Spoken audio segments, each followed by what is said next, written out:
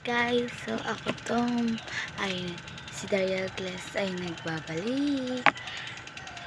So guys, magme-makeup tayo. Kahit konti lang makeup ko. First time ko lang mag-makeup ngayon. Kaya tara. So yan guys, ito na ako. Ito lang naman, konti lang naman. Kasi yan, ganito. Tapos to. So, tali muna tayo kasi nahihirapan akong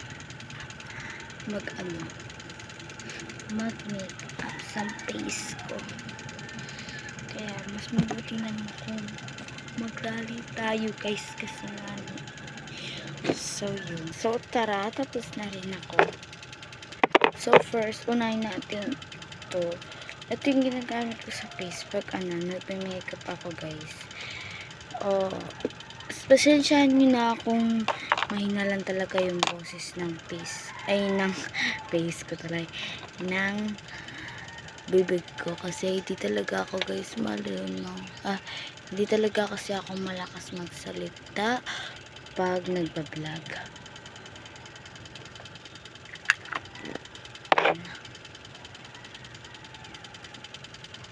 Manahan ko na kagaya guys. Half page na to.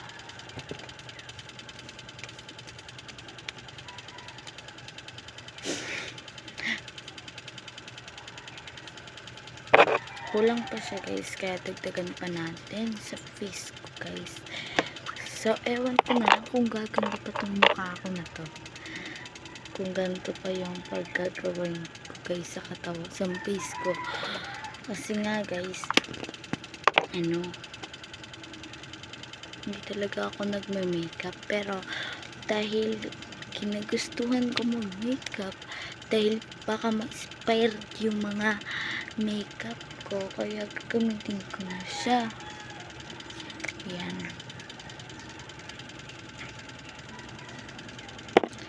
And lip balm pa to.